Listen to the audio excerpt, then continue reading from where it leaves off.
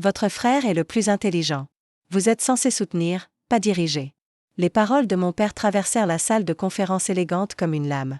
Chaque syllabe conçue pour me rappeler ma place dans la hiérarchie familiale. Je restais là, abasourdi, tandis qu'il poursuivait son annonce devant les membres du conseil d'administration et la famille réunie. Nathan prendra le contrôle de Brit Holdings et héritera du fonds en fiducie de 50 millions de dollars que ma mère avait établi. Je m'appelle Juliette Whitmore et j'ai 32 ans. Aussi loin que je me souvienne, j'ai vécu dans l'ombre de mon frère cadet. Alors que Nathan recevait des éloges pour chaque réussite médiocre, on attendait de moi que je sourie, soutienne et me taise. Mais ce moment était différent. Ce n'était pas un autre dîner familial où papa comblait son enfant chéri d'attention. C'était tout mon avenir qui était remis en jeu. La pièce en panneau de bois d'acajou tomba dans un silence total, à l'exception du doux grattement du stylo du sténographe. Nathan se redressa dans son fauteuil, un sourire suffisant se dessinant sur son visage alors qu'il recevait les félicitations des membres du conseil. À 29 ans, il avait toujours été le préféré de papa, l'héritier qu'un parent ne pouvait jamais blâmer aux yeux de Richard Whitmore. Je le regardais serrer la main de notre père, tous deux rayonnants de satisfaction. Juliette continuera dans son rôle actuel de soutien, ajouta papa, à peine en levant les yeux vers moi. Elle a toujours été douée pour les détails, le travail en coulisses. C'est là qu'elle appartient. Je me forçais à applaudir poliment, le bruit résonnant de façon creuse dans mes oreilles. Autour de la table, les membres du conseil hochaient la tête avec approbation, comme si cette issue était inévitable. Certains évitaient totalement mon regard, tandis que d'autres m'offraient des sourires compatissants qui rendaient l'humiliation encore plus cuisante. Mais quelque chose attira mon attention au fond de la pièce, un mouvement qui me fit tourner la tête juste un instant avant que je ne revienne à ma concentration sur la fête familiale qui se déroulait devant moi. Nathan était déjà en train de discuter de sa vision pour l'entreprise, sa voix remplie de la confiance que lui procurait le fait de ne jamais avoir eu à se prouver. « Je prévois d'étendre notre opération de manière significative », déclara-t-il, gesticulant largement. « Nous devons penser plus grand, prendre plus de risques. » Je mordis ma langue, me souvenant des innombrables fois où ces prises de risques avaient failli nous coûter des contrats majeurs. Mais souligner cela maintenant ne ferait que confirmer l'évaluation de papa à mon sujet, celui d'une personne méthodique et axée sur les détails, et non une leader visionnaire. Alors je restais là, les mains repliées sur mes genoux, observant mon frère accepter un héritage qui aurait dû être mérité, plutôt que donné. Le sentiment inquiétant dans ma poitrine me disait que ce moment définirait tout ce qui allait suivre, bien que je n'ai aucune idée de la manière dont l'après-midi allait changer de façon dramatique. Grandir dans la maison des Whitmore signifiait apprendre tôt que les opinions n'étaient pas toutes égales. Papa, Richard Whitmore, avait transformé Bright Fern Holdings d'une petite société de conseil en un géant régional, et il régnait sur l'entreprise et notre famille avec la même poigne de fer. Ma mère, Patricia, était décédée lorsque j'avais 15 ans, laissant papa nous élever, Nathan et moi, selon ses croyances rigides sur les rôles de genre et la hiérarchie familiale. Nathan a l'instinct naturel pour les affaires, disait papa à quiconque l'écoutait. Il pense comme un entrepreneur. Juliette est méthodique, prudente, parfaite pour des rôles de soutien. Peu importait que j'ai obtenu mon diplôme de commerce avec mention très bien, tandis que Nathan s'en sortait à peine avec une moyenne de C. Peu importait que j'ai passé les 8 dernières années à gravir les échelons dans chaque département de notre entreprise, apprenant les rouages du métier. Ce qui comptait, c'était que Nathan était le fils, l'élu, et que j'étais simplement la fille qui était douée avec les tableurs. L'ironie n'échappait pas à ma compréhension. Tandis que Nathan assistait à des événements de réseautage et jouait au golf avec des clients potentiels, c'était moi qui faisais tourner l'entreprise. Je révisais chaque contrat majeur, repérais les erreurs comptables qui auraient pu nous coûter des millions, et réparait discrètement les problèmes que la pensée visionnaire de Nathan avait créés. Quand le groupe Henderson a failli retirer son compte parce que Nathan avait promis des délais impossibles, c'était moi qui avais travaillé pendant 3 week-ends pour sauver la relation. Lorsque son expansion agressive sur le marché de Phoenix a commencé à entraîner des pertes financières, j'ai développé le plan de restructuration qui l'a rendu rentable. Mais papa n'a jamais vu tout ça. Il voyait le charisme de Nathan, sa capacité à captiver une salle, sa volonté de prendre des décisions audacieuses sans se laisser submerger par des détails inutiles.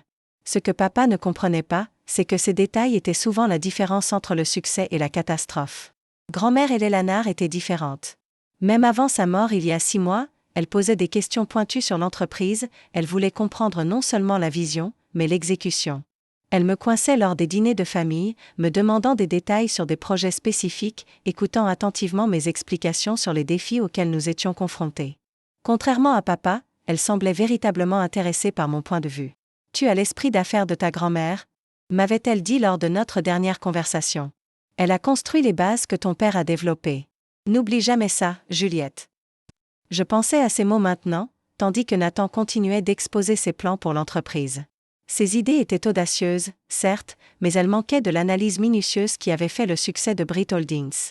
Il parlait de doubler notre effectif en 2 ans, de nous étendre simultanément sur 3 nouveaux marchés et d'investir massivement dans des technologies qu'il ne comprenait manifestement pas. Les membres du conseil hochaient la tête en signe d'accord, mais je pouvais voir l'inquiétude dans leurs yeux. Ce sont des gens intelligents qui comprennent les affaires, et ils entendaient les mêmes signes d'alarme qui résonnaient dans ma tête. Mais aucun d'eux ne défierait l'héritier présomptif, surtout pas devant son père. Un léger mouvement à l'arrière de la pièce attira de nouveau mon attention, mais lorsque je regardai, je ne vis que les visages familiers de notre avocate de famille et de son assistante. L'humiliation m'envahit, lourde comme un poids familier, tandis que Nathan se baignait dans son moment de triomphe. Ce n'était pas la première fois que j'étais reléguée sur le côté pendant qu'il revendiquait le crédit et la reconnaissance, mais cela semblait être le moment le plus définitif. 50 millions de dollars sous le contrôle d'une entreprise que je connaissais mieux que personne, remis à quelqu'un dont la plus grande réussite en affaires était de ne pas avoir complètement détruit les départements que j'avais construits. Je veux remercier mon père pour avoir cru en moi, dit Nathan, sa voix portant cette sincérité travaillée qu'il avait perfectionnée au fil des ans, et bien sûr ma sœur Juliette pour tout son soutien. Je sais que je peux compter sur elle pour m'aider à mettre en œuvre ma vision. Les mots me piquèrent, car ils réduisaient 8 ans de ma carrière à un rôle de soutien dans son histoire. J'avais toujours su que ce jour viendrait, mais savoir et vivre la chose étaient 2 choses bien différentes. Autour de la table, je voyais les visages des gens avec qui j'avais travaillé. Des gens qui savaient exactement combien je contribuais au succès de l'entreprise. Et pourtant, aucun d'eux ne prendrait la parole. La politique d'entreprise était plus puissante que la vérité. Juliette a toujours été la personne des détails. Continua papa, son ton suggérant que c'était d'une manière ou d'une autre un compliment. Elle veillera à ce que tout fonctionne bien pendant que Nathan se concentre sur la vision globale. Je voulais lui rappeler le compte Morrison, où mon attention aux détails avait permis de détecter une faille dans un contrat qui nous avait permis d'économiser 3 millions de dollars. Ou la restructuration de notre bureau de Denver que j'avais conçu et qui avait augmenté la productivité de 30% tout en réduisant les coûts. Mais défier la narration de papa ne ferait que prouver son point de vue, que je n'avais pas le profil d'une dirigeante. Alors je souris et hochai la tête, jouant le rôle qui m'avait été assigné depuis mon enfance. Je suis excitée de soutenir la vision de Nathan, dis-je, les mots me semblant comme de la cendre dans la bouche. L'entreprise représente tout pour notre famille. Nathan se pencha et me serra l'épaule dans ce qui était probablement censé être un geste fraternel, mais qui ressemblait plus à un rappel de sa domination. C'est ce que j'aime chez Juliette, dit-il. Elle a toujours été une joueuse d'équipe. Une joueuse d'équipe. Comme si je n'avais pas porté l'équipe pendant des années pendant qu'il en prenait le crédit.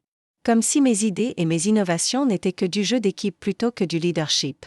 Le rejet dédaigneux était presque pire que celui de papa qui rejetait ouvertement mes capacités. Eh bien, je pense que cela conclut nos affaires pour aujourd'hui, annonça papa en se levant pour signaler la fin de la réunion. Nathan, nous devrions discuter du calendrier de transition. Alors que les gens commençaient à rassembler leurs papiers et à se préparer à partir, j'aperçus de nouveau un mouvement dans le coin arrière. Notre avocate de famille, Victoria Collins, se tenait près de la porte, tenant ce qui semblait être un document officiel dans ses mains. Son expression était sérieuse, presque sombre, et elle semblait attendre quelque chose. Le sentiment de peur dans mon estomac s'intensifia, bien que je ne comprenne pas pourquoi. Le pire était déjà arrivé, n'est-ce pas? Juste au moment où papa et Nathan commençaient à discuter des plans de transition, Victoria Collins s'éclaircit la gorge bruyamment depuis l'arrière de la salle. « Excusez-moi », dit-elle, sa voix portant l'autorité qui venait de ses 30 années de pratique juridique. « Avant que nous ne concluions, il y a quelque chose d'important qui doit être abordé. » La salle tomba dans un silence total. Victoria était notre avocate de famille depuis avant ma naissance, s'occupant de tout, des contrats d'entreprise à la planification successorale. Ce n'était pas quelqu'un qui interrompait les réunions à la légère, et le document officiel qu'elle tenait dans ses mains suggérait qu'il ne s'agissait pas d'une simple affaire administrative. « Victoria, de quoi s'agit-il » demanda papa, son ton passant de la célébration à la préoccupation. « Est-ce que cela peut attendre ? Nous sommes au milieu de... » « Je crains que cela ne puisse pas attendre. » Interrompit Victoria, ce qu'elle n'avait jamais fait en toutes les années où je l'avais connue. « Cela concerne directement l'annonce de l'héritage que vous venez de faire. » Le sourire confiant de Nathan commença à vaciller. « Qu'est-ce que vous voulez dire ?» demanda-t-il, sa voix plus aiguë que d'habitude. « Tout est réglé. Le testament de grand-mère a été lu il y a 6 mois. » Victoria s'avança vers le devant de la salle, ses talons claquant sur le sol poli avec une précision délibérée. Chaque membre du conseil était maintenant attentif, sentant que quelque chose de significatif allait se produire. Je sentais mon rythme cardiaque s'accélérer, bien que je ne comprenne pas pourquoi. « C'est exact, Nathan. Le testament original de ta grand-mère a été lu il y a 6 mois. » dit Victoria, posant le document sur la table de conférence. Cependant, ce qui a été lu n'était pas son testament final. Les mots flottaient dans l'air comme une bombe prête à exploser. Le visage de papa était devenu pâle. Et Nathan fixait Victoria comme si elle avait parlé dans une langue étrangère.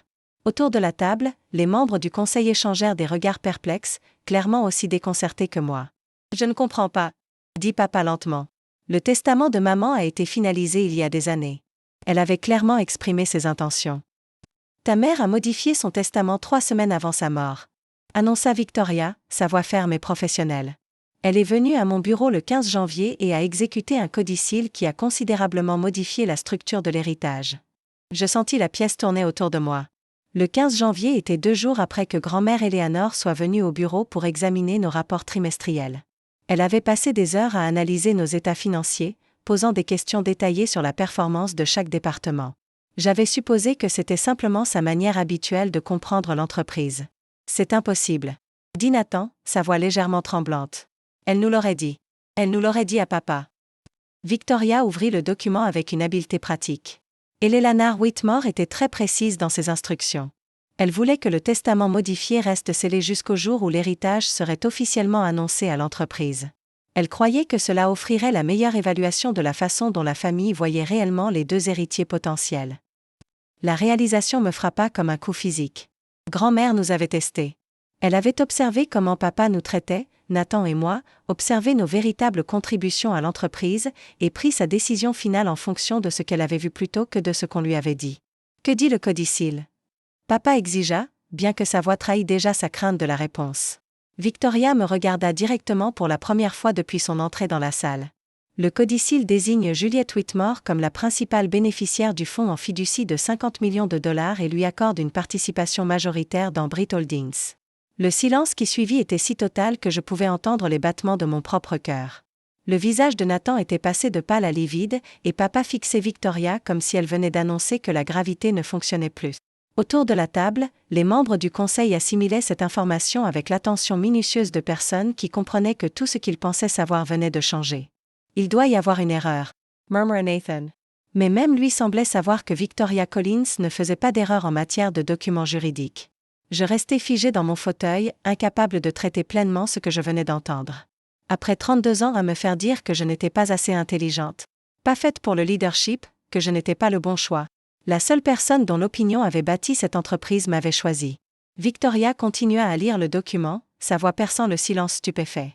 Le testament modifié de Madame Eleanor Whitmore stipule, après une observation attentive des contributions de mes 2 petits-enfants à Bright Fern Holdings, j'ai conclu que Juliette possède l'acuité commerciale, l'attention aux détails et la réflexion stratégique nécessaires pour diriger l'entreprise vers l'avenir. La bouche de Nathan s'ouvrit et se ferma comme un poisson cherchant de l'air. Le garçon doré, qui n'avait jamais été refusé quoi que ce soit dans sa vie, apprenait pour la première fois que quelqu'un l'avait trouvé insuffisant. Pendant ce temps, papa s'était enfoncé dans son fauteuil comme si le poids de cette révélation le comprimait physiquement. « Continuez à lire. » M'entendis-je dire, ma voix me semblant étrangère à mes propres oreilles. Victoria hocha la tête avec approbation. Tandis que Nathan fait preuve d'enthousiasme et de charisme, ses prises de décision ont montré un schéma d'erreurs coûteuses qui pourrait mettre en péril l'avenir de l'entreprise. La crise du contrat avec le groupe Henderson, la stratégie d'expansion ratée à Phoenix, et la quasi-faillite de notre bureau de Denver sous sa direction m'ont convaincu que le leadership nécessite plus que de la personnalité et de bonnes intentions. Chaque point que Victoria énumérait était un échec soigneusement documenté que j'avais discrètement corrigé. Grand-mère avait observé de plus près que nous ne l'avions réalisé, et elle avait tenu un compte. Le contrat Henderson que Nathan avait failli perdre à cause de promesses impossibles. Je l'avais sauvé en renégociant les termes et en travaillant 3 week-ends consécutifs. L'expansion à Phoenix qui a saigné de l'argent pendant 8 mois. J'avais développé le plan de restructuration qui l'a rendu rentable. La crise du bureau de Denver qui aurait pu nous détruire.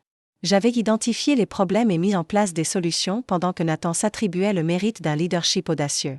De plus, continua Victoria, lors de ma dernière visite dans les bureaux, J'ai observé que les employés se tournaient systématiquement vers Juliette pour des conseils sur des problèmes complexes, tandis que l'implication de Nathan nécessitait généralement des corrections ou des clarifications ultérieures. Ce schéma suggère que le véritable leadership opérationnel de l'entreprise repose déjà sur Juliette, indépendamment des titres officiels ou des attentes familiales. Je pensais à ce jour de janvier où grand-mère avait visité les bureaux. Elle était arrivée sans préavis, prétendant vouloir voir comment les choses fonctionnaient vraiment plutôt que de recevoir une présentation polie. J'avais été surprise par le nombre d'employés avec lesquels elle avait parlé, combien de questions elle avait posées sur les opérations quotidiennes. Maintenant je comprenais qu'elle avait mené une évaluation. C'est fou. Explosa enfin Nathan, sa maîtrise de lui-même soigneusement entretenue craquant complètement. C'est moi qui ai été préparé pour ce poste. C'est moi que papa a choisi. On ne peut pas tout changer à cause d'un document de dernière minute. Le document est légalement contraignant, répondit calmement Victoria. Ta grand-mère avait tout à fait le droit de modifier son testament, et elle était pleinement lucide lorsqu'elle a effectué ces changements. J'ai la documentation médicale pour soutenir sa compétence mentale, ainsi que des témoignages vidéo qu'elle a enregistrés expliquant ses raisons. Papa retrouva enfin sa voix, bien que celle-ci sortit comme un murmure rauque. Elle a enregistré un témoignage vidéo. Elle l'a fait. Et Lélanard voulait s'assurer qu'il ne pourrait y avoir aucun doute sur ses intentions ou son raisonnement. Elle a passé beaucoup de temps à documenter les décisions commerciales spécifiques et les résultats qui ont influencé son choix final. La pièce semblait tourner sur son axe. Chaque hypothèse sur notre famille, chaque croyance sur l'avenir, chaque plan que Nathan et papa avaient conçu s'effondrait en temps réel. Je pouvais le voir sur leur visage, la prise de conscience croissante que grand-mère Eleanor avait observée, évaluée, et finalement rejeté le récit qu'ils avaient construit autour de la succession inévitable de Nathan. En conclusion, Victoria lut, je laisse le contrôle de Bright Fern Holdings à Juliette, car elle a déjà démontré les qualités de leadership nécessaires à la réussite continue de l'entreprise. Elle a déjà dirigé sans le titre. Maintenant, elle aura à la fois la responsabilité et l'autorité que ses contributions ont mérité. Le silence qui suivit les derniers mots de Victoria était comme rien de ce que j'avais jamais vécu. C'était le son de tout ce que Nathan et papa croyaient sur eux-mêmes, sur notre famille, sur l'ordre naturel des choses, qui s'effondrait en même temps. Nathan fut le premier à réagir, se levant si brusquement que sa chaise roula en arrière et heurta le mur. C'est ridicule, dit-il, sa voix montant à un ton que je n'avais pas entendu depuis notre enfance. Je me suis préparé à ça toute ma vie. Tout le monde sait que je suis l'héritier. On ne peut pas juste changer ça à cause de manipulation de dernière minute. Nathan, dit Victoria fermement, ta grand-mère n'a pas été manipulée. Elle a passé des mois à observer les opérations de l'entreprise avant de prendre sa décision. Ce n'était pas impulsif. C'était le résultat d'une évaluation minutieuse. Papa parla enfin, sa voix vide. Quand est-ce que... Quand maman a-t-elle commencé à douter de Nathan? Victoria consulta SES Notes. Selon mes archives, Eleanor a demandé une réévaluation de son plan successoral en septembre, environ un mois après la crise du groupe Henderson. Elle a dit qu'elle voulait réévaluer si ses hypothèses initiales concernant la succession étaient toujours exactes. La crise du groupe Henderson. C'était à ce moment-là que Nathan avait promis à un client que nous pourrions livrer une analyse de marché complète en 2 semaines, un projet qui prenait habituellement 6 semaines. Lorsque le client menaça d'annuler son contrat, papa avait félicité Nathan pour avoir été agressif et avoir pensé en dehors des sentiers battus. Ce que papa ne savait pas, c'est que j'avais passé chaque nuit pendant 2 semaines à créer une analyse modifiée qui respectait le calendrier du client tout en maintenant nos standards de qualité. Elle n'a jamais rien dit, murmura papa. Elle n'a jamais indiqué qu'elle reconsidérait. Et Lélanard a spécifiquement demandé de la discrétion. Elle voulait observer les dynamiques familiales sans influencer les comportements. Elle estimait qu'annoncer son intention de reconsidérer compromettrait l'authenticité de son évaluation. Je repensais à tous ces dîners familiaux au cours des derniers mois, toutes les fois où grand-mère m'avait posé des questions détaillées sur le travail. Pendant que papa et Nathan discutaient des projets futurs de Nathan, j'avais supposé qu'elle faisait simplement la conversation, mais maintenant je comprenais qu'elle menait des entretiens pour des postes. Nathan commença à arpenter la pièce, les poings serrés. Il doit bien y avoir un moyen de contester cette influence indue, l'incompétence mentale, quelque chose.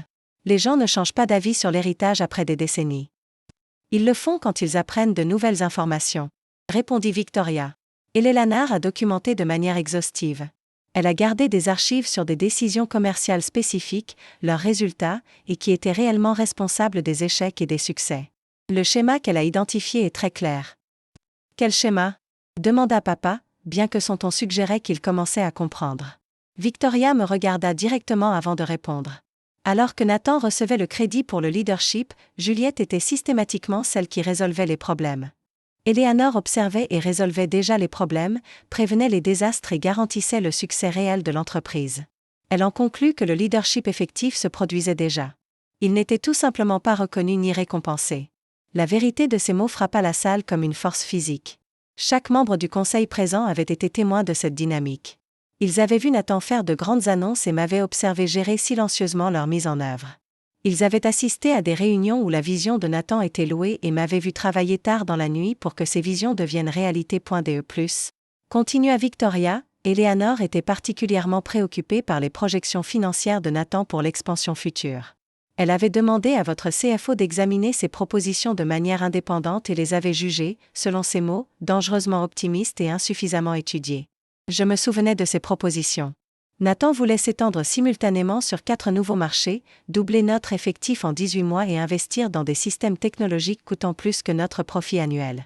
Lorsque j'avais discrètement exprimé mes inquiétudes à papa, il les avait écartées comme de simples excès de précaution de Juliette. Mes grands-mères écoutaient. Victoria sortit un autre document de sa mallette. Il y a une dernière chose, annonça-t-elle. Eleanor a également laissé des instructions spécifiques pour la transition du pouvoir. Nathan s'arrêta de marcher et la fixa. Quel genre d'instructions ? Demanda-t-il. Elle était consciente que cette révélation choquerait la famille. Elle voulait s'assurer que la transition se fasse de manière fluide et professionnelle, avec un minimum de perturbations pour les opérations de l'entreprise. Victoria ouvrit le second document. Avec effet immédiat, Juliette assume le rôle de directrice générale de Bradburn Holdings. Nathan conservera son poste actuel de directeur du développement commercial, relevant directement de Juliette. La salle éclata. Le visage de Nathan devint rouge alors qu'il comprenait qu'il travaillerait désormais pour la sœur qu'il avait toujours considérée comme sa subordonnée. Papa avait l'air d'avoir du mal à respirer, sa vision soigneusement construite du monde s'effondrant devant ses yeux. C'est insensé. Cria Nathan. Je ne travaillerai pas pour elle. Je ne me rapporterai pas à quelqu'un qui a été mon assistante. Je n'ai jamais été ton assistante, dis-je calmement, parlant pour la première fois depuis que Victoria avait commencé la lecture. Je nettoyais tes erreurs. La simple vérité de cette phrase le fit taire plus efficacement que n'importe quel cri. Autour de la table, les membres du conseil hochèrent légèrement la tête, reconnaissant enfin ce qu'ils avaient tous observé depuis des années, mais jamais exprimé à voix haute. Victoria poursuivit la lecture. Eleanor a également mis en place un système d'évaluation des performances. L'emploi continu de Nathan et toute participation future aux bénéfices dépendront de l'amélioration démontrée de sa prise de décision et de ses compétences collaboratives, évaluées par Juliette et le conseil d'administration. Compétences collaboratives. La voix de Nathan S. Brisa. C'est ma sœur, pas ma patronne. En réalité, dis-je en me levant pour la première fois depuis le début de cette réunion, je suis les deux. Et ton premier défi collaboratif sera d'expliquer au groupe Henderson pourquoi ton délai de livraison promis a failli nous faire perdre leur contrat. Papa retrouva enfin sa voix. Juliette, tu n'as sûrement pas l'intention de tenir mon frère responsable de ces décisions, n'est-ce pas ? Si, papa, je le fais absolument. Comment sais-je ? À partir d'un examen complet de chaque projet qu'il a dirigé au cours des 2 dernières années. La consternation sur le visage de Nathan était presque satisfaisante. Pour la première fois de sa vie, il expérimentait les conséquences de ses actions au lieu de les voir nettoyées silencieusement par quelqu'un d'autre.